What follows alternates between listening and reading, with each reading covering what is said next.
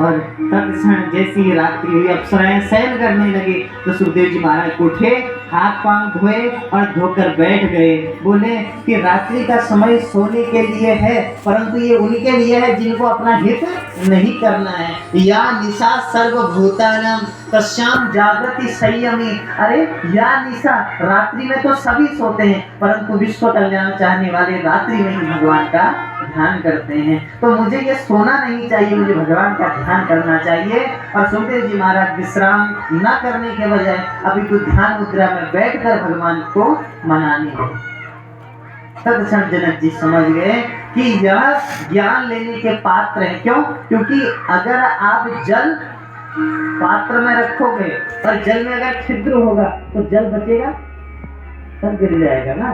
तो ऐसे ही यदि आप उतारने के बजाय वो उसे गलत तरीके से उतारेगा।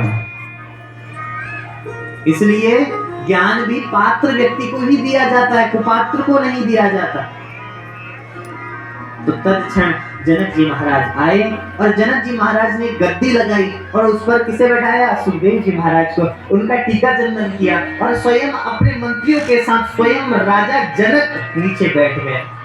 और सुखदेव जी कह रहे हैं कि इतने बड़े राजा और नीचे बैठ गए। तो बोले संत महिमा यही तो है, विद्वत जनों की यही तो परिभाषा है। वो कहीं भी जाकर ऊंचा बैठना नहीं चाहते, अभी तो वह जमीन से जुड़े रहते हैं, वो सदा ही जमीन से जुड़े रहते हैं महाराज।